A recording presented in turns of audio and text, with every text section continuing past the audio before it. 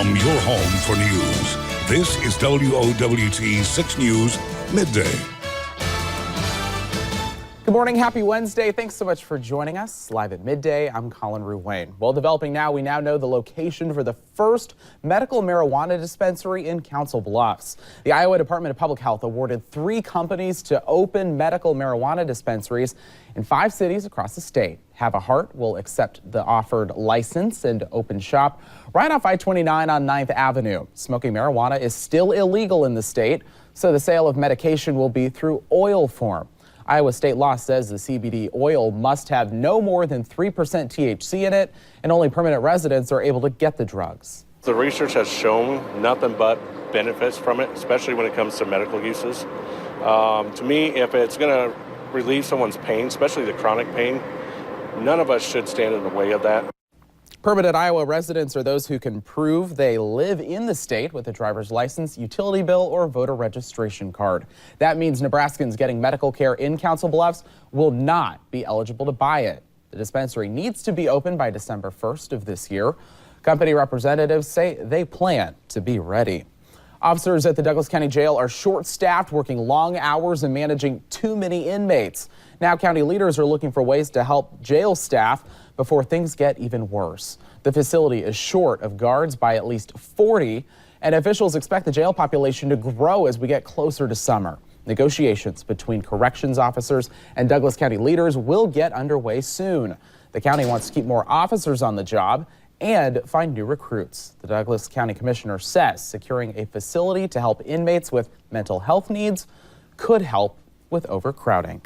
Happening now, Sarpy County takes action to make Highway 370 safer. Commissioners are now going to the state asking for control of those intersections. The Hillcrest Retirement neighborhood sits between 60th and 66th Streets in Papillion. Neither intersection has traffic signals. Sarpy County commissioners voted unanimously to ask the state for the ability to decide where and when traffic signals should be placed on 370. Just last week, one man was killed as he tried to pull onto the highway from 186th Street. That's the damage left behind. The decision does come down to the state, though. It says the light is not needed yet. It comes down to where it meets these qualifications or it doesn't. And yet there's still a human process in it that can say, okay, it doesn't meet it, but we're still going to go ahead and permit it. What we're looking for here today to see if there's a way we can shorten that process down. If the money's there, install it.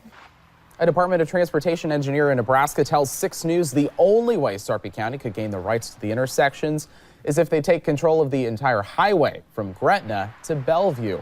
There are 6 intersections the county believes need traffic signals, and DOT officials say the only intersections that have met requirements on Highway 370 are 150th and 192nd. We're told those lights will be installed this year. Looking at the hour-by-hour forecast now, meteorologist Peter Shearwoods in the Weather Center. So nice to see the sun out there. That's right. We got the sun, yes, are in the forecast for this Easter weekend. I'll break down those details coming up. We'll enjoy this as long as it can last, right? That's right. All right, Peter, thank you. Well, turning to world news now, the visit is confirmed. North Korean leader Kim Jong-un made a secretive trip to Beijing for talks with China's president. It's believed to be Kim's first foreign trip since he took power back in 2011. So what does that mean for the U.S.? NBC's Richard Engel reports from London. From the courts, a former West Omaha youth pastor could face some prison time. Clint Bitter, you see him right there. He pleaded guilty to charges connected to an alleged sexual encounter with a teenager. Police arrested Bitter last fall. He's accused of having sex with a 15-year-old girl who claimed to be 18 in an online ad. The allegations cost Bitter his job at Christ Community Church. That's near 108th and Harney.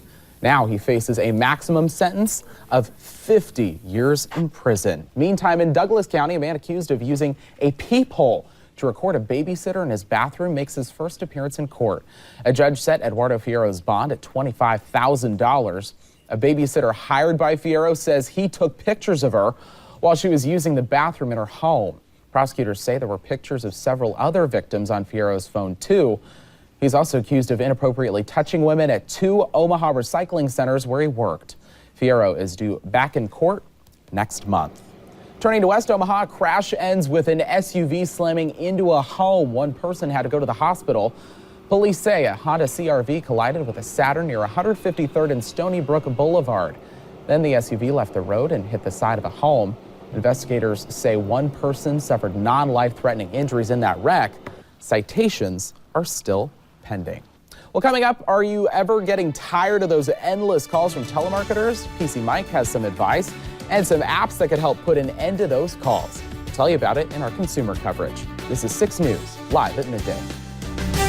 Welcome back in your consumer coverage. If it seems like you're getting more and more calls from telemarketers these days, consider this. The FTC reports people made more than 375,000 complaints about those calls each month last year.